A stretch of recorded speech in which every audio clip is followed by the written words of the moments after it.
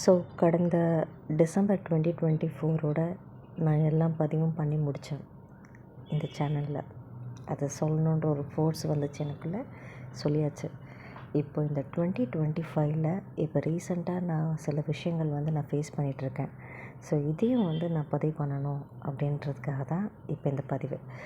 So என்ன ஆச்சுன்னு பார்த்தீங்கன்னா, 2025 நாங்கள் ஆவடியில் இருந்தோம்னு சொன்னோம் பார்த்தீங்களா, அந்த மேல்பாக்கம்ன்ற ஒரு ஊரில், பருத்திப்பட் கிட்ட. ஸோ அங்கேருந்து நாங்கள் வீடை ஷிஃப்ட் பண்ணிட்டோம்.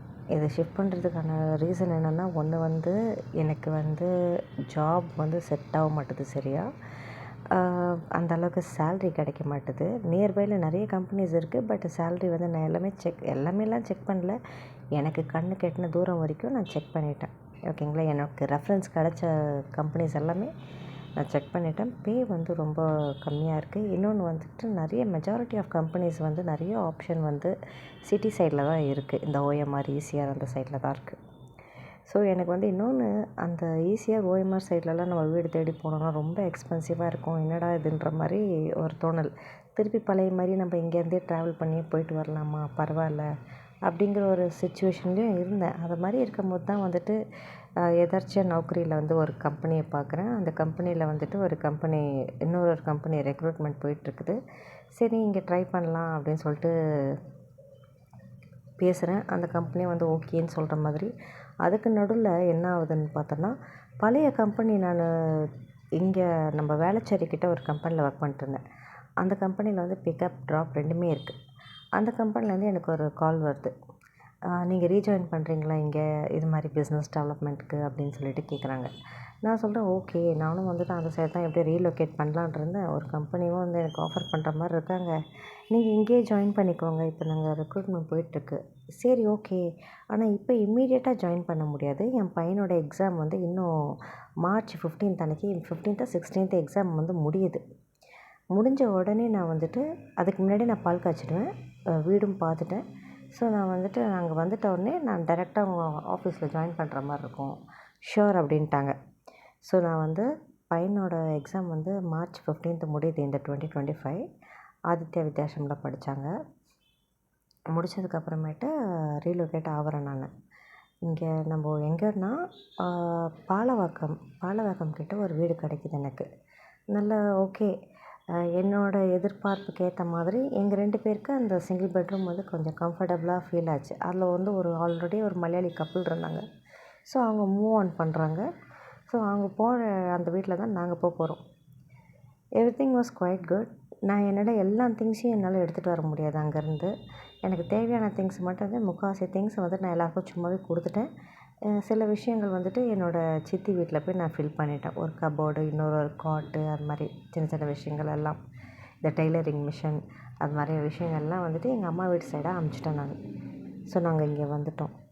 இப்போ இங்கே பாலவாக்கம் வந்ததுக்கப்புறமேட்டு எனக்கு எந்த கம்பெனி வாலண்டியராக கால் பண்ணி கூப்பிட்டாங்க, அதாவது நான் ஏற்கனவே ஒர்க் பண்ண கம்பெனி.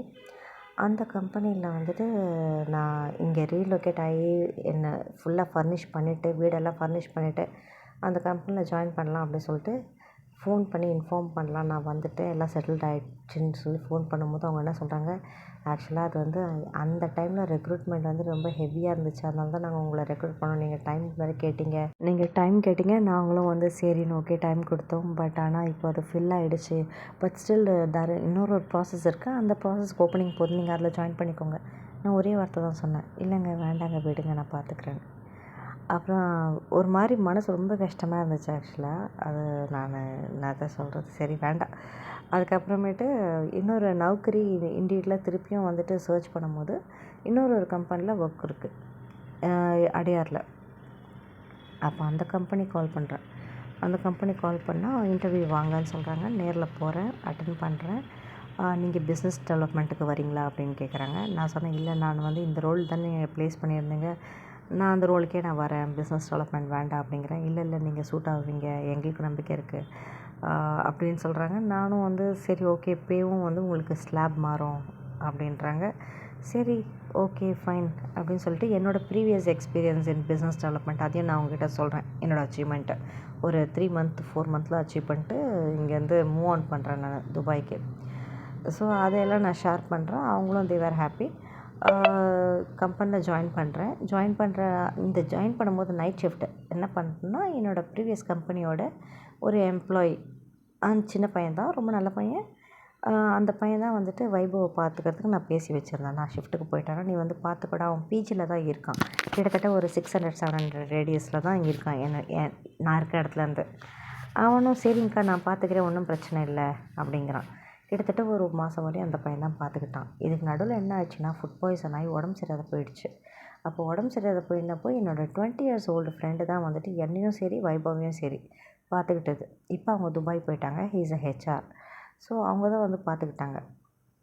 அப்போ என்ன ஆகுதுன்னா, மீன்வைல் உடம்பு ரொம்ப சரியாகவும் போய் எனக்கு ப்ராப்பராக இந்த இடத்துல எப்படி டாக்டர் என்ன என் டாக்டர் ஃபீஸு இதெல்லாம் கேட்கும்போது கொஞ்சம் ரொம்ப எக்ஸ்பென்சிவாக இருக்க மாதிரி இருந்துச்சு. மேபி நான் போன இடங்கள்லாம் அது மாதிரி தானா அப்படின்ற மாதிரி சின்ன சின்ன இடமா தான் போனேன் டாக்டர் கிளினிக்ஸ்க்கு. ஆனால் அங்கேயே வந்து ரொம்ப எக்ஸ்பென்சிவாக இருந்த மாதிரி ஒரு ஃபீல். சரி நான் என்ன பண்ணுறேன், இது வேலைக்கு ஆகாது அப்படின்னு சொல்லிட்டு நான் எங்கள் ஏரியாலேயே நான் இதுக்கு முன்னாடி இருந்தெல்லாம் அங்கேயே வந்துட்டு எங்களோட ரெகுலராக என்னை ஆல்ரெடி ஸ்டடி பண்ண டாக்டர்கிட்டயே அப்பாயின்மெண்ட் ஃபிக்ஸ் பண்ணுறோம். அங்கே போகிறோம். அது ரொம்ப சிவியராக ஆகிடுச்சதுனால அந்த ஃபுட் பாய்சன்னு அட்மிஷன் போட்டாங்க. கிட்டத்தட்ட ஒரு 5 டேஸ் கிட்ட நீங்கள் அட்மிட் ஆகிற மாதிரி இருக்கும். நானும் ஒரு 2 டேஸ்லேயே என்ன பண்ணுறேன், பில்லு ஏற எனக்கு அந்த பில்லு அமௌண்ட்டை பார்க்க எனக்கு உடம்பு சரியாகுதுங்க. ஸோ நான் என்ன பண்ணுறேன், இது வேலைக்கு ஆகாது அப்படின்னு சொல்லிட்டு கிளம்புறேன். நீங்கள் டிஸ்சார்ஜ் கொடுத்துருங்க. 2 டேஸ் இது பண்ணியிருந்தேன். 3 டேஸ் வந்து ஹோம் ரெஸ்ட் எடுத்தேன். அப்புறம் என் பையனுக்குமே உடம்பு முடியாமல் இருந்துச்சு. நான் அந்த 20 இயர்ஸ் ஓல்டு ஃப்ரெண்ட்ஸ் சொன்னேன் பார்த்தீங்களா, அவங்க தான் வந்து ரொம்ப பார்த்துக்கிட்டு மெடிசன் வாங்கி தர்றது, அவனை கரெக்டாக கைட் பண்ணுறது. அவனுக்கும் ரெக்கவரி ஆகிட்டான்.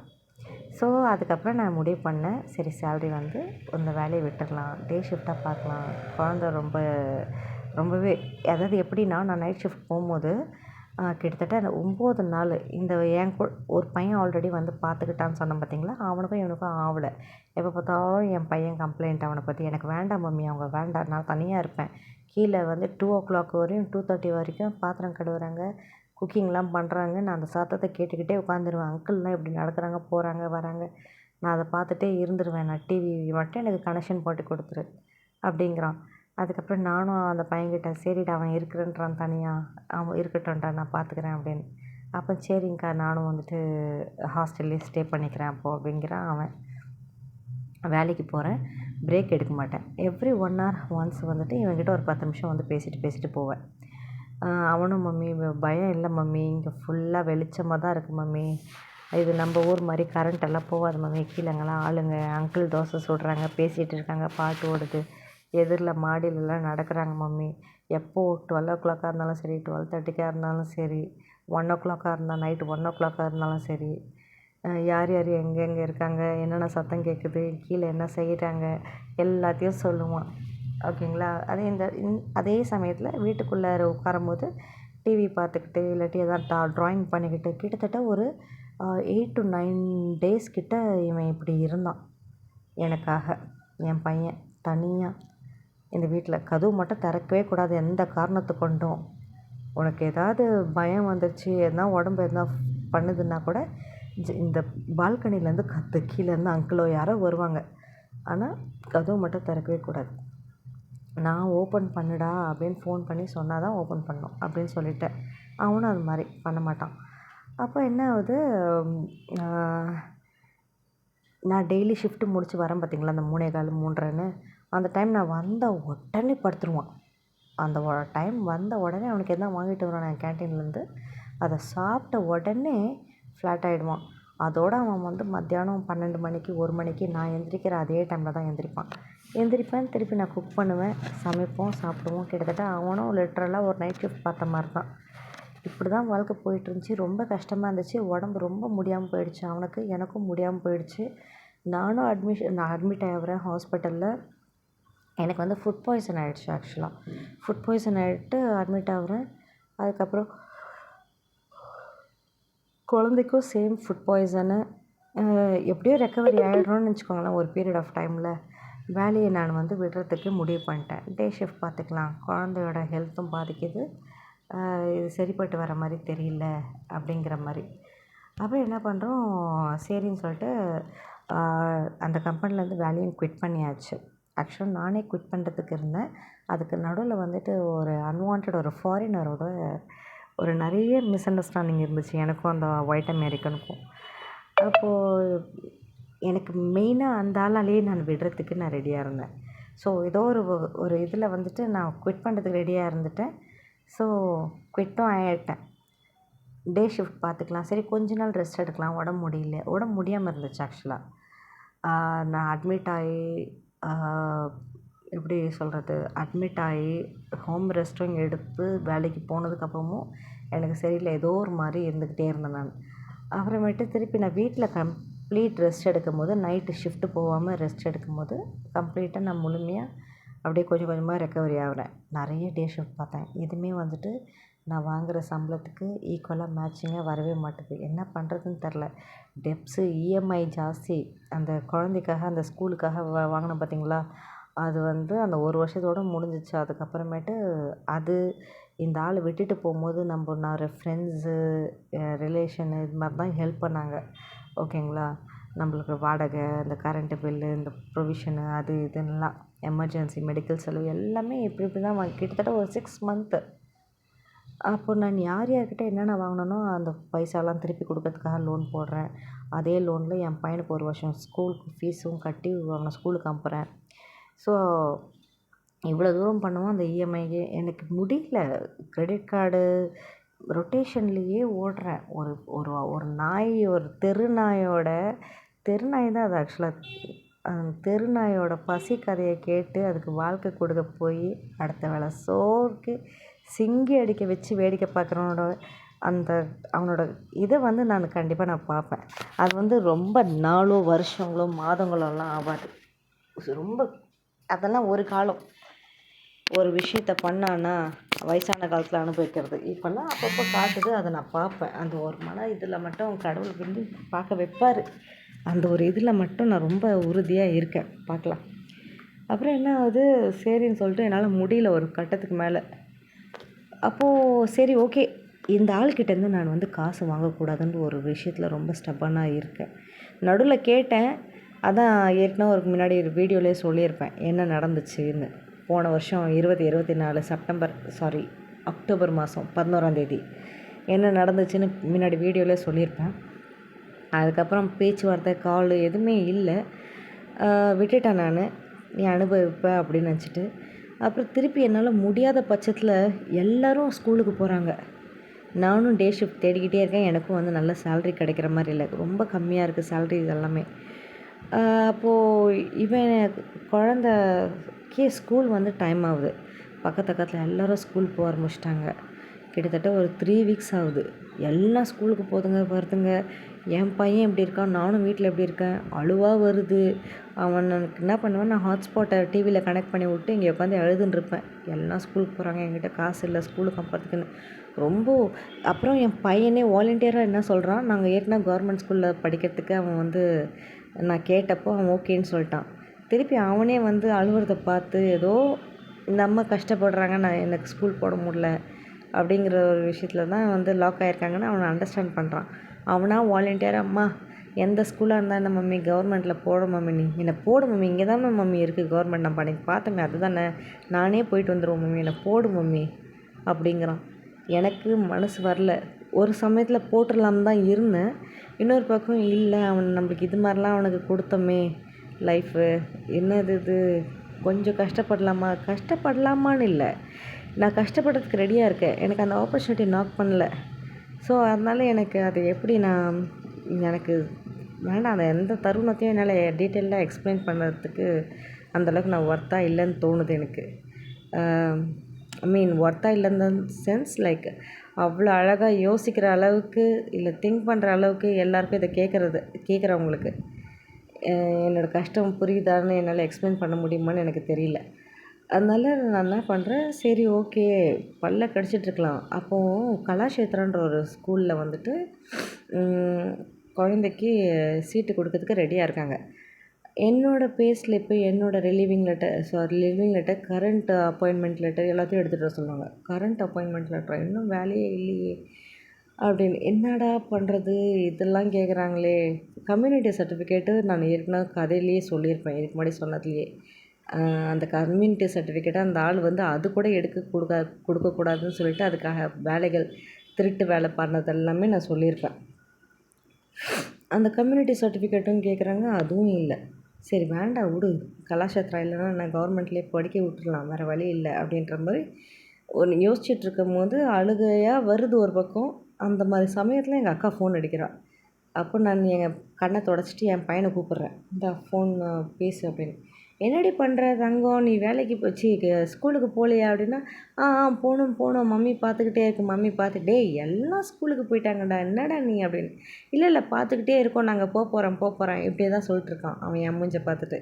உடனே எங்கள் அக்கா, ஏதாவது ஒரு ஸ்கூல் போய் ஜாயின் பண்ணுறா, நான் வேணால் காசு தரேன் அப்படின்னோடனே எனக்கு இங்கே வந்து பயங்கரமான ஒரு சந்தோஷம் வருது, யாரோ நம்மளுக்கு உதவி பண்ணுறாங்க அப்படின்னு. உடனே நான் என்ன பண்ணுறேன், சரின்னு சொல்லிட்டு உடனே அப்போவே ஃபோன் பேசி முடித்து வச்சு அடுத்த ஒரு அரை மணி நேரத்துலலாம் நான் வீட்டிலேருந்து கிளம்புறேன். வா வைபோ, பைக் எடுத்துகிட்டு அப்படியே ஒரு ஸ்கூலாக போய் பார்த்துட்டு வரலாம். இது வரைக்கும் கேட்ட ஸ்கூல் எல்லாமே லேக்ஸில் தான் சொன்னாங்க. இது வரைக்கும் கேட்டது எல்லாமே வேறு ஏதாவது 4 பேர்கிட்ட ரெஃபரன்ஸ் கேட்டுட்டு எது கொஞ்சம் சீப் அண்ட் இதுவாக இருக்குது. ஏன்னா ஃபோனில் கேட்டால் சொல்ல மாட்றாங்க அமௌண்ட்டை, நேரில் போனால் தான் சொல்கிறாங்க. சரின்னு சொல்லிட்டு அப்படியே போகும்போது ஒருத்தங்க என்ன சொன்னாங்க, நெல்லை நடா இங்கே ஒரு ஸ்கூல் இருக்குது, ஸ்டேட் போர்டு தான், ஆனால் அது வந்து மெட்ரிகுலேஷன், ஆனால் ஸ்டேட் போர்டோட இது தான் வரும், சிலபஸ் தான் வரும், ஃபீஸ் கம்மி, அது வந்து கொஞ்சம் நல்ல பேர் போன ஸ்கூலு தான், ஏதோ ஒன்று பரவாயில்ல, ஒன்றும் கவர்மெண்ட்டில் வேண்டாம், கவர்மெண்ட் வந்து கேவலம் அப்படிலாம் இல்லை. சொல்லப்போனால் அங்கே இருக்க பசங்களே நல்லபடியாக தான் இருக்காங்க. ஆனால் என்னென்னா பசங்களோட சில கல்ச்சர்லாம் நான் பார்த்தேன். இந்த பீச்சுக்கு அவனை கூப்பிட்டு போகும்போது வரும்போது அவங்களோட பேச்சு இதெல்லாம் அது எனக்கு கொஞ்சம் பயம் வந்துடுச்சு எனக்கு, வேண்டாம் அப்படின்னு. அந்த ஒரு காரணத்துக்காக தான். மற்றபடி அங்கே டீச்சிங்கு அதுக்கெல்லாம் நான் வந்து குறை சொல்ல போகிறதில்ல. ஏன்னா நான் வந்து டீச்சிங் தெரியல, எல்லோரும் நல்லா இருக்குன்றாங்க. பட்டு சில பசங்களை பார்க்கும்போது ஐயய்யோ! அப்போ என் பையனும் இப்படி தான் பேசிட்டு போவானா ரோட்டில் போகும்போது அப்படிலாம் ஒரு மைண்டில். இப்போ நான் இப்போ சேர்த்த ஸ்கூலில் கூட அதுவும் பெரிய ஒழுங்கு ஸ்கூலெல்லாம் இல்லை. எந்த ஸ்கூலுங்க லட்சம் கணக்கில் கொடுத்தா கூட நீங்கள் உங்கள் பையன் படிக்கிற அந்த சரௌண்டிங், உங்கள் பையன் நிற்கிற சரௌண்டிங் எப்படி இருக்கோ அதுதான் உங்கள் பையனை மாற்றும். ஸோ அப்போ நான் ஒரு விஷயம் நான் தெளிவாக சொல்லிட்டேன் அவன்கிட்ட, இங்கே பாரு, காசை கொடுத்து படிக்கிற இடமும் சரி, காசை கொடுக்காம படிக்கிற இடமும் சரி, நீ சூஸ் பண்ணுற சர்க்கிள், உன்னோட ஃப்ரெண்ட் சர்க்கிள் தான் வந்துட்டு உன்னோட கேரக்டர் பிஹேவியரெல்லாம் மாற்றும். அதனால் நீ யாருக்கிட்டேயும் க்ளோஸ் ஆகிறதுக்கு டைம் ஸ்பெண்ட் பண்ணாத. நீ உன்னோட வேலை என்ன, படிக்கிறது மட்டும்தான் உன் வேலை. ஸ்கூலுக்கு போ, படி, எல்லா ஆக்டிவிட்டீஸ்லேயும் ஜாயின் பண்ணிக்கோ, இதில் மட்டும்தான் நீ கான்சன்ட்ரேட் பண்ணணும். ஃபீஸுக்கு சாப்பாடுக்கு, ரெண்ட்டுக்கு இதெல்லாம் மம்மியோட தலையெழுத்து, அதுக்கு நான் ஏதாவது ஒன்று பண்ணுறேன், நீ எனக்கு இந்த உதவி மட்டும் பண்ணு அப்படின்னு அவனை பிரெயின் வாஷ் பண்ணி அனுப்புகிறேன். அவனும் சரி ஓகே நம்ம படிக்கணும், அப்போ தான் பெருசாக அப்போ தான் எல்லா ப்ராப்ளமும் சால்வ் ஆகும், எல்லாத்தையும் நான் அவனுக்கு புரிய வைக்கிறேன். அப்படி இருந்து எங்கள் அக்கா என்ன பண்ணுச்சு, எவ்வளோ ஆகுது அப்படின்னு கேட்டுச்சு. ஃபஸ்ட்டு ஒரு ஸ்கூலில் கேட்டேன், 90,000 ஆகுது அப்படிங்கிறாங்க. 90,000 நான் கொடுக்குறேன், நீ போய் ஸ்கூலில் போடுந்து. அப்புறம் நான் வேண்டாம், திருப்பி அந்த 90,000 நம்ம தானே ரீபே பண்ணணும், நம்மளால் அவ்வளோ ரீபே பண்ண முடியாது டக்குன்னு அப்படின்னு சொல்லிட்டு என்ன பண்ணுறேன், அப்போ தான் இந்த ஸ்டேட் போர்ட் ஸ்கூலில் போடுறேன். அப்போ அதில் ஃபீஸ் வந்து பர் இயருக்கு வந்து 50,000 ஆகுது. சரி 50,000 இட்ஸ் பேரபிள், கொடுத்துடலாம் நம்ம கொஞ்சம் கொஞ்சமாக அப்படின்ற ஒரு முடிவு எடுத்துட்டேன். அப்போ அந்த ஸ்கூலில் போட்டோன்னே இவ தான் வந்துட்டு எனக்கு அக்கௌண்ட் ட்ரான்ஸ்ஃபர் பண்ண வித்தின் 1 or 2 டேஸ்லேயே காசு திருப்பி கொடு, ஒருத்தவங்களுக்கு கொடுக்கணும் அப்படின்னு கேட்க ஆரம்பிச்சிட்டா. என்ன பண்ணுறதுன்னு தெரில. சரி கிரெடிட் கார்டு அப்படி மாற்றி கொடுத்துட்டேன். ஒரு 8,000 மட்டும் பேலன்ஸ் இருந்துச்சு, அதை பொறுமையாக கொடு அப்படின்னா அவகிட்ட கொடுத்துட்டேன். அவள் கொடுத்த அந்த 38 கொடுத்தான்னு நினைக்கிறேன். 38 கொடுத்தா, மிச்சம் பேலன்ஸ் வந்து டிசம்பர் மந்த் தான் கட்ட வேண்டியது இருக்குது. 38 கொடுத்தா 30 கொடுத்துட்டேன். 8,000 வந்துட்டு அவள் அப்புறம் கொடுன்னா சரின்னு சொல்லிட்டு நான் கம்முன்னு இருந்துட்டேன். அதுக்கப்புறமேட்டு அந்த சேலரியில் இதில் இப்படியே தான் ஓடிக்கிட்டு இருந்தேன். கிரெடிட் கார்டு ரொட்டேஷனு இப்படியே ஓடிட்டுருக்குது. அப்போது நான் என்ன யோசிக்கிறேன், அட்லீஸ்ட் இந்த ஆளை படிக்கிறதுக்கு மட்டுமே இப்போ நான் எப்போ இவனுக்கு வந்துட்டு ஆதித்யாவில் கிட்டத்தட்ட ஒரு 1 lakh கிட்ட ஆகிடுச்சின்னு வச்சுக்கோங்களேன், எல்லாமே சேர்த்து bus kiss 1 lakh and something ஆகுது. அதான் ரவுண்டாக 1 lakhன்னு வச்சுக்கலாம். 1 lakh கிட்ட ஆகுது. அதுக்கப்புறமேட்டு இங்கே ஒரு 50. அதுக்கு முன்னாடி இந்த ஆள் நம்மளை விட்டுட்டு போனால் பாருங்கள். அப்போ என் பையனை நான் ஹோம் ஸ்கூலிங் பண்ணிட்டேன், ஸ்கூலுக்கு எங்கேயுமே போகல. காசு இல்லை அப்படிங்கிறதுனால. ஆன்லைன் போர்டிங் போர்டுன்னு சொல்லிட்டு ஒரு ஸ்கூலு, அதில் வந்து 30,000 கொடுத்து ஆன்லைன் ஸ்கூலு 1 இயருக்கு. அதில் பெருசாக கோச்சிங் எல்லாம் எதுவுமே இருக்காது, வேஸ்ட்டு. அந்த ஸ்கூலு. ஸோ இந்த பைசா கொடுத்தா கூட ஒரு கடனை தீர்த்துடலாம். ஒரு கடனை தீர்க்கும்போது நம்மளோட இஎம்ஐ ரொம்ப கம்மியாகும். இஎம்ஐ கம்மியாகிடும். அதுக்கப்புறமேட்டு வீட்டு வாடகை, அந்த இஎம்ஐ, சாப்பாடு, 2 மாதத்துக்கு ஒரு தடவை கரண்ட்டு பில்லு நம்மளால் ரன் பண்ண முடியும்ல. அப்படின்னு சொல்லிட்டு இந்த ஆள்கிட்ட நம்ம அப்ரோச் பண்ணலாம் அப்படின்னு சொல்லிட்டு நான் போகிறேன். படிப்புக்கு மட்டும். ஏன்னா நான் நிறைய இடத்துல கேட்டுட்டேன், விசாரிச்சுட்டேன். எல்லோரும் என்ன சொன்னாங்க, நீ உனக்கு வேணான்னு சொல்லிட்டியா, அவ்வளோதான், அது முடிஞ்சிருச்சு. உனக்கு வேண்டான்னா வேண்டாம் தான். இதுக்கப்புறம் எனக்கு வேணும்னு சொல்லி நீ இது பண்ண முடியாது, க்ளைம் பண்ண முடியாது. ஆனால் அந்த குழந்த எந்திரிக்கிற வரைக்கும், அது 18 வயசு ஆகிற வரைக்கும் ஆஸ் அ ஃபாதர், அந்த குழந்த வந்து இந்த பூமியில் வந்ததுக்கு காரணம் நீ தான். அதை சுமந்த. ஆனால் அது உருவானதுக்கு காரணம் அந்த ஆள். படிப்பு, துணிமணி, அந்த குழந்தையோட மெடிக்கல் எக்ஸ்பென்சிவ், இதெல்லாம் அந்த ஆள் தான் பண்ணி ஆகணும். இன்ஃபேக்ட் சாப்பாடு கூட. அப்போ எனக்கு இதெல்லாம் எதுவுமே வேணாம். படிப்பு அந்த ஃபீஸுக்கு மட்டும் டினைட் பண்ணிட்டான். ஓகேங்களா? டினைட் பண்ணிட்டான். யாராவது ஆளை வச்சு பேசுனா, நான் கொடுக்கறதுக்கு ரெடியாக இருக்கேங்க. நான் கொடுக்கறதுக்கு ரெடியாக இருக்கேன். அந்த கான்வர்சேஷன் அன்றைக்கே முடிஞ்சிடும். நம்ம திருப்பி அந்த ஆள்கிட்ட 4 பேரை வச்சு பேசணும். இல்லாட்டி இன்ஸ்டண்ட்டாக கொடுக்கணுன்னு கூட யோசிக்க மாட்டான். அதுலேருந்து இதுவாக திருப்பி எப்படா வேணான்னு சொல்லும் அப்படின்னு உள்ளுக்குள்ளே மனசுக்குள்ளே மேனிஃபெஸ்டேஷன் தான் பண்ணிகிட்ருப்பான். வெளியில் வார்த்தையாக வந்து கொடுக்குறேன்னு சொல்கிற நாய் திருப்பி அதை பற்றி நம்மளுக்கு திருப்பி ஃபோன் பண்ண தோணாது இல்லைங்க. நம்மளை இந்த மாதிரி டிச் பண்ண தானே பிளான் பண்ணி டிச் பண்ணான். அந்த குடும்பமும் அவனும் பைசாக்காக யூஸ் பண்ணலாம். ஒரு நாளைக்கு நம்ம செட்டில் ஆகும்போது கழட்டி விட்டுறலாம். அதெல்லாம் ஒன்றும் தப்பே இல்லைன்ற ஒரு குடும்பம், அந்த மாதிரி ஃபேமிலி அதுங்க. அதுதான் நடந்துச்சு எனக்கு லைஃப்பில். அதை வந்து எப்படிலாம் மூடி மறைச்சி, எப்படிலாம் திருப்பி கவுத்து போட்டு அது மேலேயே ப்ளேம் பண்ணி எஸ்கேப் ஆகி ஒன்றும் தெரியாத மாதிரி வாழ முடியுமோ வாழ்ந்துக்கலான்றவர் தான் அதுங்களோட அடிப்படை யோசனை, திட்டம் எல்லாமே. அது பிரகாரம் தான் ஓடிக்கிட்டு இருக்குது இப்போது. அது எனக்கு வந்துட்டு புரிய வச்சுட்டாங்க கடவுள். அதுக்கான தண்டனை வந்துட்டு அவங்க கொடுக்கறத பார்க்க வைக்கிறதுக்கு மட்டும்தான் இப்போ என்னை வச்சிட்ருக்காரு. அப்போது என்ன ஆகுது, இந்த ஆள்கிட்ட கேட்டேன்னா யாராவது மூலம் அப்ரோச் பண்ணேன்னா கொடுக்குறேன், அவ்வளோதான், அதோடு முடிஞ்சிடும்.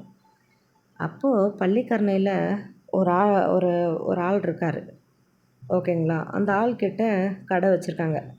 அந்த ஆள்கிட்ட நான் வந்து இந்த ஆளை பற்றி விசாரிக்கிறேன். அந்த ஆள் இருக்காரா, இல்லை இது மாதிரிலாம் சுச்சுவேஷனு, என்னால் முடியல ஒரு கட்டத்துக்கு மேலே, பையனுக்கு படிப்புக்காக நான் போனோம். அந்த ஆள் ஃபேமிலியோடு தானே இருக்கான். ஃபேமிலியோடையா அப்படின்னு நான் கேட்குறேன். இல்லை ஃபேமிலியோடலாம் இல்லை.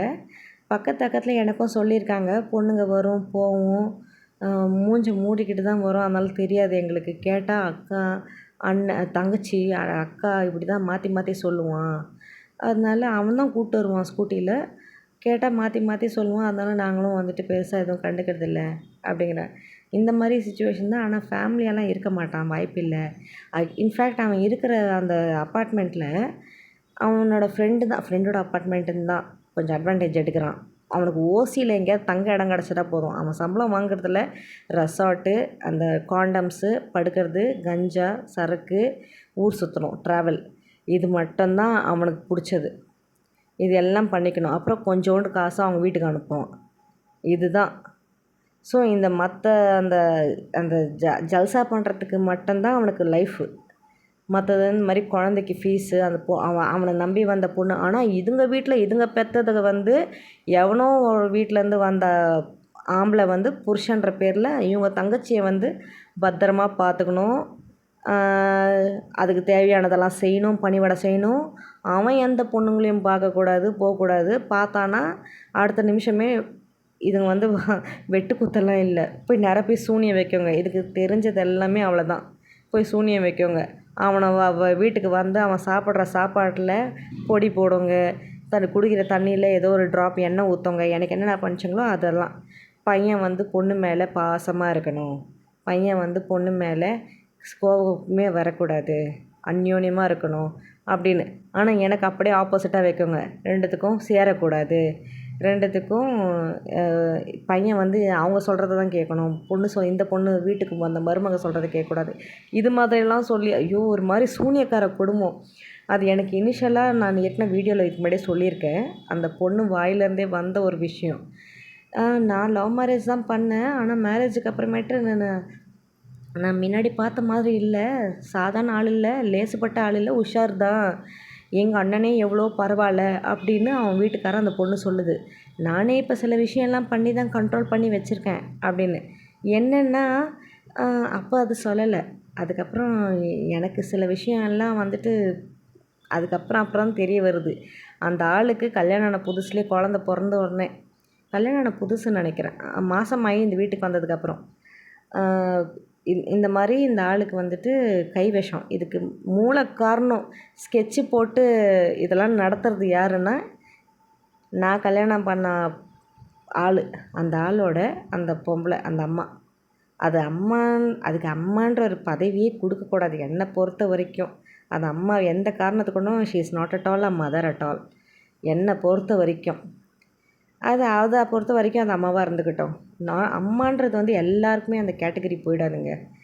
யார் ஒருத்தங்க வந்துட்டு ஒரு குழந்தைய பெற்று அந்த குழந்த சமுதாயத்தில் நல்ல கேரக்டரோட 4 பேருக்கு உபயோகமாக இருக்கணும், நல்ல புத்திங்களை நல்ல எண்ணங்களை சொல்லி விதைச்சி கொண்டு வராங்களோ அதுதான் அம்மா. கஷ்ட நஷ்டங்களை சொல்லி நம்ம நல்லா இருக்கிறதுக்கு 4 பேரை சாவடிக்கலாம், 4 பேர்கிட்ட கடன் வாங்கி 4 பேரை ஏமாற்றலாம், 4 பேரை வாழ்க்கையை நாசம் அடிச்சுட்டு கூட நம்ம வாழலான்னு சொல்கிறவ அம்மாவே இல்லை. இந்த வேர்ட்ஸ் எல்லாமே அவள் வாயிலேருந்து நான் கேட்டிருக்கேன். So she is not at all a good female அந்த லேடி. அப்போ இந்த பொண்ணு சொன்னபோது எனக்கு தெரிஞ்சுக்கிச்சு. ஓகே, இதுக்கு முன்னாடி நான் வீடியோவில் லாஸ்ட் இயர் பதிவு பண்ண வீடியோவில் நான் பதிவு பண்ணியிருப்பேன் டீட்டெயில்டாக. அப்போ என்ன ஆகுது, என்ன சொல்லிட்டுருந்தேன், அதுதான் இந்த ஆள்கிட்ட நான் வந்து இந்த பள்ளிக்கரணையில் இருக்க ஒரு ஆள்கிட்ட நான் போய் கேட்கும்போது, நான் பார்த்துருக்கேங்க ஒரு தடவை, ஒரு லேடியை வந்து ஸ்கூல் விடுற டைமில் தான் ஒரு பொண்ணை வந்து பின்னாடி உட்கார வச்சுட்டு, அந்த பொண்ணு இவரை வந்து அந்த உரிமையில் தான் கட்டி பிடிச்சி தான் போச்சு. அப்போ நான் நினச்சேன், அப்படி தான் ஃபேமிலியாக இருக்காங்க போலன்னு தான் நான் நினச்சேன் அப்படின்னு. அப்படியா, சரி சரி, ஓகே. எனக்கு ஒன்றும் இல்லை, இந்த படிப்புக்காக இப்போ அலைஞ்சிட்ருக்கேன், ஏற்கனவே தரமாட்டேன்னு சொல்லிட்டான், வாய் விட்டு சொன்னான். ஆனால் போலீஸ்காரங்கிட்ட நான் தரத்துக்கு ரெடியாக இருக்கேன் சார், அவங்க வாங்க மாட்றாங்கன்னு இது மாதிரி மாற்றி மாற்றி பிளேட்டை மாற்றி மாற்றி பேசிகிட்ருக்கான். இந்த தடவை நான் வந்து எனக்கு முடியல, எல்லாம் ஸ்கூல் போகிறாங்க, என்னை என் சுற்றி இருக்கவங்க எல்லாம் குழந்தைக்காக படிப்புக்காக கேட்டு தான் நான் இப்போ இந்த அளவுக்கு வந்திருக்கேன் அப்படின்னு சொல்லிட்டு நான் சொன்னப்போ, சரிங்க மேடம், நான் கண்டிப்பாக நான் சொல்கிறேன் அந்த ஆளை பார்த்தேன். ஆனால் இப்போ கொஞ்ச நாளாக நான் அந்த ஆளை பார்க்குறதில்ல மேடம், கிட்டத்தட்ட ஒரு 2 வாரம் 3 வாரம் கிட்ட ஆகுது நான் அந்த ஆளை பார்த்தேன்.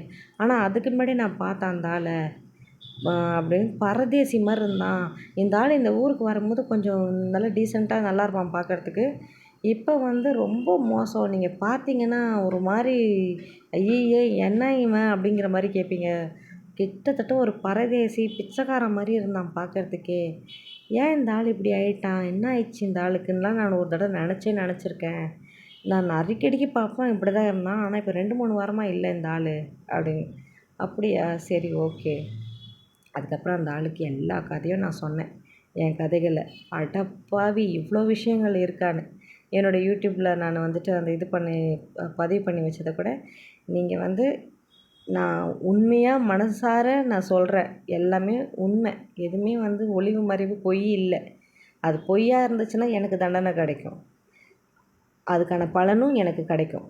ஆனால் அது உண்மை, எதுவுமே வந்து பொய் இல்லை, எல்லாம் உண்மை. மனசார நீங்கள் கேளுங்க, அப்போ தான் புரியும் அப்படின்னு சொல்லிட்டு அந்த ஆளுக்கு நான் இதை காமிச்சு கொடுத்துட்டேன் யூடியூப்பில். அதுக்கப்புறமேட்டு இந்த ஆள் வந்துட்டு என்ன பண்ணுறான், எனக்கு ஒரு நம்பர் ஷேர் பண்ணுறாரு. இங்கே பாருங்கள், இங்கே வந்து ஹியூமன் ரைட்ஸ் கமிஷனர் லேடி ஒருத்தங்க, ஹியூமன் ரைட்ஸ் கமிஷனர் இல்லை ஆக்சுவலாங்க, ஹியூமன் ரைட்ஸ் பண்ண அந்த இது வந்து ஒரு போஸ்டிங் எடுத்து வச்சுருக்காங்க. எனக்கு இப்போ வரைக்கும் தெரியல அவங்க என்னவா இருக்காங்கன்னு. அவங்க வந்து இந்த சோஷியல் வெல்ஃபேர் மாதிரி பண்ணுறாங்களா, எனக்கு இப்போ கூட எனக்கு டீட்டெயில்டாக தெரியல. நான் அவங்ககிட்டயும் நான் கேட்கல. அப்போ அவங்க வந்து ஹியூமன் ரைட்ஸ் அப்படின்னு குரல் கொடுக்குறேன் அப்படின்னு தான் சொல்லுவாங்க. But really very bold lady she is. அப்போது அந்த பள்ளிக்கரணையில் இருக்க ஒரு ஃபேமஸான லேடி. அப்போ அவங்களோட நம்பர் எனக்கு கொடுக்குறாங்க. நான் வந்து அவங்ககிட்ட நான் பேசுகிறேன், இங்கே பாருங்கள் இதுதான் கதைன்றேன். அதுக்கப்புறமேட்டு சரி ஓகே, நீ வந்துட்டு பள்ளிக்கரணை போலீஸ் ஸ்டேஷனில் போய்ட்டு நீ ஒரு லெட்டர் ஒன்று கொடு, இல்லாட்டி அவங்க போய் நீ போ, இது மாதிரி ஒரு ஆள் இருப்பார், நீ அவங்கள மீட் பண்ணு, இந்த ஆள்கிட்டேருந்து நான் க்ளைம் பண்ணி உனக்கு தரேன், அதை வச்சு நீ குழந்தைக்கு படிப்பெல்லாம் வச்சுக்கோ, யூஸ் பண்ணிக்கோ. அதே மாதிரி குழந்தைய வந்துட்டு இந்த ஆள் வந்து இந்த ஆளோட நம்பர் கேட்டாங்க, நான் நம்பரை ஷேர் பண்ணேன். நம்பரை ஷேர் பண்ணோடனே அந்த ஆளுக்கும் பேசியிருக்காங்க. அந்த ஆள்கிட்ட என்ன சொல்லியிருக்கான், வழக்கம் போல் எல்லாரையும் சொல்லி அப்படியே அவன் வந்து குறிப்பிட்ட ஒரு நிறைய விஷயங்கள் சொன்னான். எல்லா விஷயங்களுக்கும் என்னோடய இன்ஸ்டாகிராமில் நான் பதில் கொடுப்பேன். அவன் என் இன்ஸ்டாகிராம் அடிக்கடிக்கு வந்து வந்து பார்த்துட்டு போவான். அப்போது என்ன பண்ணுவேன், ஒரு 2 வாரம் இல்லை 1 வாரம் அந்த போஸ்ட் அப்படியே இருக்கும். அவனுக்கு பதில் கொடுக்குறபடியாக கேவலமாக திட்டி, அதனால நான் எதெல்லாம் வந்துட்டு அவனுக்கு குத்துதோ அதெல்லாம் திருப்பி திருப்பி ரிப்பீட் பண்ண மாட்டான். அந்த விஷயத்துங்களை கேட்க மாட்டான். அதை தவிர்த்து என்ன சொல்லி திரிஞ்சிட்ருக்கான்னா, நான் என் குழந்தைய வந்து ட ட அவளை அங்கேருந்து விட்டுட்டு போனதுக்கப்புறம் என் குழந்தைய வந்து நான் ட்ரை பண்ண வந்துடுறேன் நிறைய தடவை, என்னை வந்து ஒரு தடவை கூட பார்க்க விடல. இதுவே ஒரு பெரிய அப்பட்டமான பொய். இந்த ஆள் எங்களை ஜனவரி 1, 2023 விட்டுட்டு போகும்போது 3 மாதம் ஜான், ஃபெப், மார்ச், ஏப்ரல் நினைக்கிறேன். ஆமாம், அதான் அந்த 3 மாதம் கழித்து தான் முதல் விசிட்டே வரான் குழந்தைய பார்க்கறதுக்கு. ஒரு அப்பனாக இருந்தால் எவனுக்காவது தொடர்ந்து குழந்தை கூடவே இருந்த ஒரு ஆளுக்கு திடீர்னு போகிறான்னா 3 மாதம் கழித்து வரத்துக்கு தோணுமா? அதுவும் உள்ளூருக்குள்ளேயே சுற்றிக்கிட்டு இருக்கவனுக்கு. உள்ளூருக்குள்ளே பொம்பளைங்க ரிசார்ட்டு, நைட் கிளப்பு, டிஸ்கோ, பப்பு, பாருன்னு சுற்றின்னு இருக்கிறான். அதிகபட்சம் பப்பு ஒரு காலத்தில் எங்களை விட்டுட்டு போன டைமில், இல்லாட்டி ரெசார்ட்டு ரூம் புக்கிங்கு, காண்டம்ஸு, இதுதான் வாழ்க்கைன்னு சுற்றின்னு இருந்தான். அப்படிப்பட்டவனுக்கு எங்கேருந்து வந்து பசங்களை தோணும்? எவனா சொந்தக்காரங்க. இன்னொன்று வந்துட்டு இவங்க சொந்தக்காரங்க ஒரு ஃபேமிலி வந்து இங்கே வேளச்சேரியில், அது என்ன இடம், அது ரேஸ் கோர்ஸுக்கு முன்னாடி அந்த இடத்துல வந்துட்டு, அதான் அந்த ஸ்டாஃப் நர்ஸாக ஒர்க் பண்ணுதுங்கள, அவங்க வீட்டுக்காரன் வந்து ராயல் என்ஃபீல்டு புல்லட் வச்சுருக்கான். ஓகேங்களா? அந்த ராயல் என்ஃபீல்டை வந்து இவன் ஓட்டுறதுக்காகவே என் பையன் பேரை வச்சுக்கிட்டு எத்தனை தடவை அந்த ராயல் என்ஃபீல்டை வந்து அந்த ஆள்கிட்ட வாங்கியிருக்கானோ தெரியாது. ஆனால் ஒரு வருஷத்தில் எங்களை விட்டுட்டு போன அந்த 2023ல் எண்ணி ஏப்ரல் மந்த்து, அதுக்கப்புறமேட்டு அக்டோபர் மந்த்து வந்து ஒரு 2 தடவை வந்தான். அந்த ஏப்ரலுக்கும் அக்டோபருக்கு நடுவில் ஒரு தடவை செப்டம்பர் மந்த்து வந்தான். மொத்தமாகவே 4 தடவை தான் அந்த ஆள் 2023ல் விட்டு போனதுக்கப்புறம் குழந்தைய பார்க்கணுன்னு சொல்லி வந்தது. ஃபஸ்ட் டைம் வந்தான், குழந்தைய பார்த்தான், என்னென்னோ சூப்பர் மார்க்கெட்லாம் போய்ட்டு அது இதெல்லாம் வாங்கி கொடுத்தான் போல். நான் சொன்னேன், உனக்கு வேணுன்னா நீ சாப்பிடு, வேண்டாண்ணா. அப்போ அந்த குழந்த வந்து என்ன சொல்லிச்சு, எனக்கு எதுவும் வேண்டாம் மம்மி, வாங்கி கொடுத்துட்டார். டேய், உனக்கு வேணுன்னா எடுத்துக்கோ, வேண்டான்னா விட்டுரு, என்கிட்ட எதுவும் கேட்காது, உனக்கு தான் ரைட்ஸ் இருக்குது அப்படின்னு தான் நான் சொன்னேன். இத்தனைக்கும் நான் சொல்லும்போது எங்கள் அம்மா இருக்காங்க, கீழ் வீட்டு பாட்டியும் இருக்காங்க. உன்னோட இஷ்டம், நான் அதிலலாம் வந்துட்டு உரிமை இது பண்ண முடியாது வைபோ. எந்தெந்த விஷயத்தில் கண்டிக்க முடியுமோ அந்த விஷயத்தில் கண்டிக்க முடியும். இது வேணான்றது யூ ஹேவ் டு டிசைட் அப்படின்னு சொல்லிட்டு நான் சொல்லிட்டேன். செகண்ட் டைமு அந்த ஆள் வந்து அதை நான் சொன்னேன் பார்த்தீங்களா, ஏதோ ஒரு மந்த் வந்தான், கோயிலுக்கு கூப்பிட்டு போனாங்க, ஃபஸ்ட் டைம் தான் இதெல்லாம் வாங்கி கொடுக்கும்போது தான் அந்த திருவேற்காடு கோயிலுக்கு கூப்பிட்டு போனான். ஃபர்ஸ்ட் டைமே என் குழந்தை என்ன சொல்லுச்சு, மம்மி ஃபோன் பண்ணுது, மம்மி எனக்கு ப்ளீஸ் மம்மி, நான் இப்போ ஃபோன் கட் பண்ணுறேன் மம்மி, நீ வந்து எனக்கு ஃபோன் பண்ணி வைபோ உடனே வீட்டுக்கு வா அப்படின்னு என்னை கூப்பிடு மம்மி அப்படின்னு. இதெல்லாம் ஃபோன் ரெக்கார்டிங்கில் இருக்காதா? இன்றைக்கி கம்ப்ளைண்ட்டுன்னு கொடுத்தா அதான் 7 வருஷத்துக்கான கால் ரெக்கார்ட்ஸ் எல்லாம் ஒரு கமிஷனர் என்ன சொல்கிறாங்க, அப் டு 20-25 இயர்ஸோட கால் ரெக்கார்டிங்ஸ் கூட நம்பர் இருந்துச்சுன்னா எடுக்கலாம் எல்லாத்தையும்ன்றாங்க. ரீசெண்டாக போய்ட்டு ஒரு க்ரைம் இன்ஸ்பெக்டர்கிட்ட பேசும்போது லாஸ்ட்டு 7 இயர்ஸ்க்கான எல்லா இன்கமிங் அவுட் கோயிங்கோட கால் ரெக்கார்டிங்ஸும் எடுக்கலான்றாங்க. இது ஆஃப்டர் ஆல் நடந்தது எப்போது, 2023. அதில் இருக்காதா என் பையன் இப்படி கூப்பிட்டு என்னை பேசினது? இந்த ஆள் வந்து பார்த்தப்போ, மம்மி நான் ஃபோனை கட் பண்ணுவேன், நீ எனக்கு உடனே ஃபோன் பண்ணி வைபோ எங்கே இருக்க, நீ உடனே வீட்டுக்கு வா சீக்கிரம் அப்படின்னு சொல்ல மம்மி. எனக்கு பிடிக்கல மம்மி இந்த ஆள்கிட்ட இருக்கிறதுக்கு. இந்த ஆள் என்னை கூட்டிகிட்டு போனாரா மம்மி, பயங்கரமாக வெயில் அடிக்குது மம்மி, பைக்கில் வச்சுக்கிட்டு உட்கார வச்சுட்டு மெதுவாக ஓட்டிகிட்டு என்கிட்ட பேசக்கூட இல்லை மம்மி. நேராக அந்த கோயிலுக்கு போயிட்டு கோயிலில் விட்டு சாமி கும்பிட்டுட்டு அவர் பாட்டு ஃபோன் நோண்டிக்கிட்டே இருந்தார் மம்மி. இப்போ கூட எங்கேயோ அங்கே உட்காந்துட்ருக்குறாரு மம்மி. நீ வந்து நான் ஃபோன் கொடுங்க அப்படின்னு சொல்லிட்டு மம்மிகிட்ட பேசணும்னு சொல்லிட்டு வாங்குகிறேன். என்னை கூப்பிடு மம்மி அப்படிங்கிறான். அங்கே உட்காந்துட்ருக்கானா இல்லை சாமி கும்பிட்டுட்ருக்கானா, என்ன சொன்னான்னு தெரியல, எனக்கு சரியாக ஞாபகம் இல்லை. அந்த ரெக்கார்டிங்கை கேட்டால் தெரியும். பட் ஆனால் வந்து என்னை கூப்பிட்ரு மம்மி, எனக்கு பிடிக்கல மம்மி அப்படின்னு. அப்படியே அவங்ககிட்ட பேசலையா அப்படின்னு கேட்டேன். இல்லை மம்மி, என்கிட்ட எங்கே மம்மி பேசியாச்சு, என்கிட்டலாம் பேசலை மம்மி அப்படின்னு சொல்லிட்டு ஏதோ ஒரு வார்த்தை சொன்னான்னா. இது வேணுமா, ஏதோ வேணுமான்னு கேட்டான் போல். அது மட்டும் சொல்கிறான். வேணுமான்னு கேட்டார் மம்மி. வேண்டாம் சொல்லிட்டேன். எனக்கு ப்ளீஸ் எனக்கு கூப்பிடு மம்மி, எனக்கு பிடிக்கலன்னு நான் சொன்னேன், என்னை ஏன் நீ அமிச்ச அப்படின்னு அழுகுறான். அப்புறம் நான் சரி ஃபோனை வைப்போம் அப்படின்னு. அதுக்கப்புறமேட்டு கொஞ்சம் நேரம் கழிச்சு நான் கால் பண்ணுறேன். கால் பண்ணால் ஃபோன் அங்கே பாஸ் பண்ணுறான். பாஸ் பண்ணி வைபோ நீ வீட்டுக்கு வா, எங்கே இருக்க அப்படின்னு கேட்குறேன். அதோ வரேன் மம்மின்னு. அப்புறமேட்டு கரெக்டாக 1 ஹவரில் வந்துட்டு வைபோ இதை கூட்டின்னு வந்து விடுறேன்னு சொல்லு, நானே ஒரு 1 ஹவர் உன்னை கூப்பிட்டு போய் விடலான்னு தான் இருந்தேன் அப்படின்னு. அவன் எப்போ வந்தாலுமே 1 ஹவருக்கு மேலே என் பையனுக்கு டைம் ஸ்பெண்ட் பண்ண மாட்டான். ஓகேங்களா. First time sorry first time எப்போயோ ஒரு ஃபெப்ரவரியிலே எப்போயோ வந்தான்னு நினைக்கிறேன். வந்தான், விட்டுட்டு போனதுக்கப்புறம் 2 மாதம் கழிச்சு ஃபெப்ரவரியோ மார்ச்சோ வந்தான். அதுக்கப்புறம் தான் ஏப்ரல், அதுக்கப்புறம் தான் அந்த திருவேற்காடு கோயில் ஃபஸ்ட் டைம் வந்து சும்மா ஸ்நாக்ஸ் எல்லாம் வாங்கி கொடுத்துட்டு வந்தேன். எனக்கு இப்போ கூட சரியாக ஞாபகம் இல்லை அந்த விஷயங்கள். பட் எல்லாமே அந்த கால் ரெக்கார்டிங் பார்த்தா தான் தெரியும், ஞாபகம் வரும்.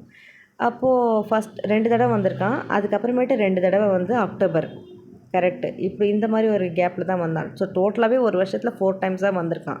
2024 தான் வந்துட்டு நான் அந்த ஆள் மேலே ஒரு கம்ப்ளைண்ட் கொடுக்கும்போது அந்த ஆளை வந்து ஆவடி போலீஸ் ஸ்டேஷனுக்கு வரும்போது என் பையனும் இருக்கான். என் பையனோட பேரை கூட கேட்கல.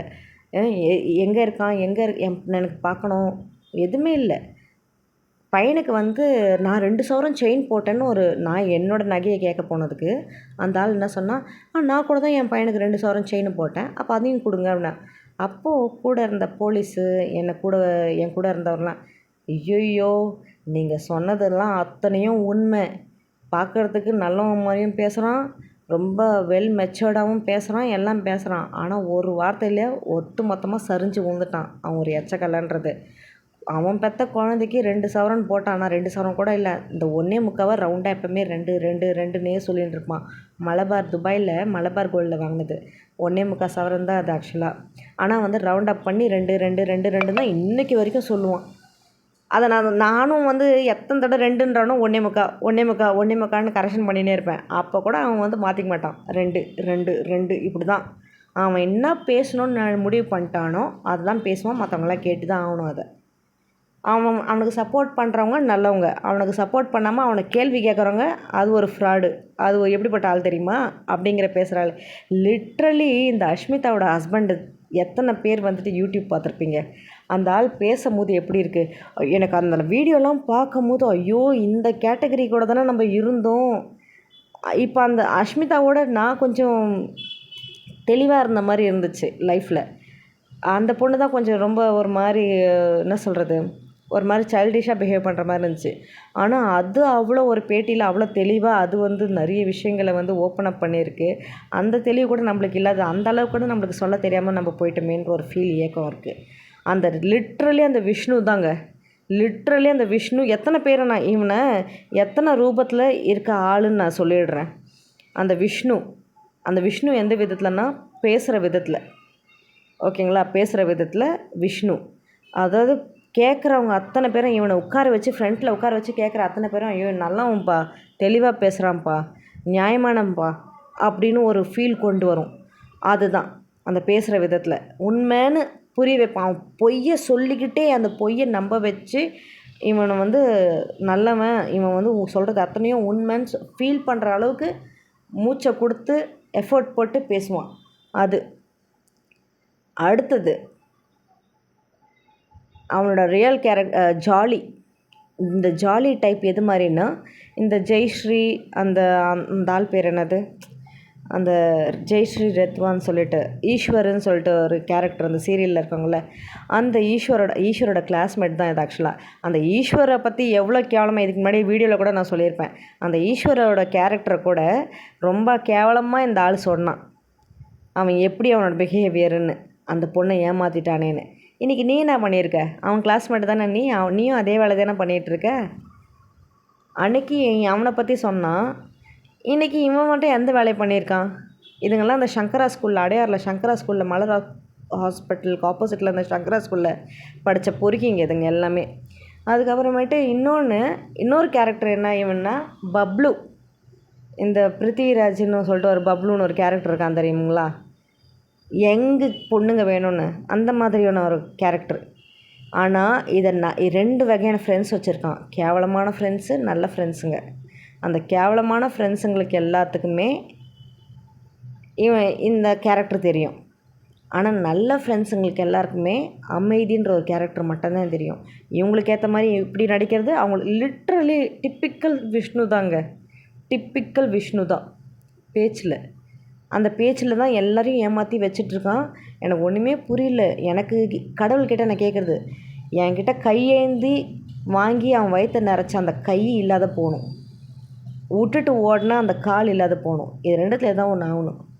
இல்லாட்டி என்னை பற்றி தரக்குறைவாக பொய் சொல்லி ஊர் உலகத்தையே பொய் சொல்லி வச்சா அந்த நாக்கு அழுகி போகணும். இல்லை நாக்கே இல்லாட்டி போய் வாய் கோணி போகணும். இதுதாங்க நடக்கணும். அந்த கடவுள்கிட்ட இன்றைக்கும் நான் கேட்குறது அதுதான். ஸோ இதுதான் ஆச்சு. கடைசியில் என்னென்னா, அந்த லேடிக்கிட்ட நான் பேசினதுக்கப்புறம் இவன் வந்து இது இப்படி தான் சொல்லி தெரிஞ்சிட்ருக்கான். நான் என் பையனை பார்த்தேன், என் பையனை ஒரு தடவை கூட அலோவ் பண்ணல, என் பையன் கதறலாம் எனக்கு தான் தெரியும். அந்த ஆளை பார்க்க வேண்டாம், எனக்கு அந்த ஆள் வேண்டான்றது எல்லாமே. அதுக்கப்புறமேட்டு வேறு என்னாச்சு, அடுத்ததான் என்ன சொல்லி தெரிஞ்சுக்கிட்டு இருக்கான்னா, நான் வந்து சைக்கோ. முன்னாடி வீடியோலேயே நான் சொல்லியிருப்பேன். ஆக்சுவலாக நான் வந்துட்டு இது வந்து அவங்க அம்மாவோட ஐடியா. அடிக்கடிக்கு என்னை சைக்காட்ரிஸ்ட் கூட்டு போ, அடிக்கடிக்கு என்னை சைக்காட்ரிஸ்ட் கிட்ட போ. அதுக்கு மென்டல் ப்ராப்ளம். எனக்கு மென்டல் ப்ராப்ளமா? ஆமாங்க, எனக்கு மென்டல் ப்ராப்ளம் இருந்துச்சு. ஆக்சுவலாக மென்டல் ப்ராப்ளமாக இருந்ததுனால தான் யாருக்கும் வீட்டுக்கு கூட எந்த ஒரு கேள்வியும் கேட்காம, யார்கிட்டையும் எந்த ஒரு தகவலும் சொல்லாமல் அந்த குடும்பம் பாவம் கஷ்டப்படுது, எல்லோரும் என்ன நம்பி இருக்காங்கன்னு லோன் தெருவாக லோனுக்கு அலைஞ்சி 6 மாதமாக அலைஞ்சி லோனை எடுத்து கொடுத்து என் உடம்ப நானே வருத்திக்கிட்டு இன்றைக்கி வரைக்கும் எனக்கு ஒரு செல்ஃப் கேர் கூட இல்லாமல் கடைசியில் இந்த ஆள்கிட்ட என்ன மாதிரி பேர் வாங்கினேன், உன் மூஞ்சை பார்க்கறதுக்கு அசிங்கமாக இருக்குது, நீ கேவலமாக இருக்க அப்படிங்கிறது. நீ நல்லா துணி வாங்கி கொடுத்து உனக்கு என்ன வேணும்னு கேட்டு அதெல்லாம் நீ எனக்கு பண்ணி கொடுத்தா தான் நான் உன் கண்ணுக்கு பார்க்குற மாதிரி இருக்கும். இன்றைக்கி நீ என்ன பண்ணுற, அந்த மாதிரி நீ எந்த ஒரு டேஷும் பிடுங்காமல் செல்ஃப் கேரு உனக்கு நீ வந்து பெட்ஷீட் அடியிலையும் தலைக்காணி அடியிலையும் வந்துட்டு glow tablet, pores clearing tablet, glowing டேப்லெட்டுன்னு சொல்லிட்டு வாங்கி காலங்காத்தால் அலாரம் வச்சு டைம் வச்சு போய் திருட்டுத்தனமாக போய் குடிச்சிட்டு வந்துட்டு யாருக்குமே தெரியாமல் இதெல்லாம் நான் ஒரு நாள் ரூமை க்ளீன் பண்ணும்போது ப்ரீவியஸ் வீடியோவில் போட்டு வச்சுருக்கேன். அசிங்கமாக இருந்துச்சு எனக்கு பார்க்குறதுக்கே. பருப்பு வாங்க சொன்னால் கூட பட்ஜெட் இல்லை, சம்பளம் வரட்டும், இருக்கிறத வச்சு அட்ஜஸ்ட் பண்ணுன்ற நாய் இதுக்கெல்லாம் வந்துட்டு கரெக்டாக செலவு பண்ணிக்கிட்டு திரிஞ்சிட்ருப்பான்.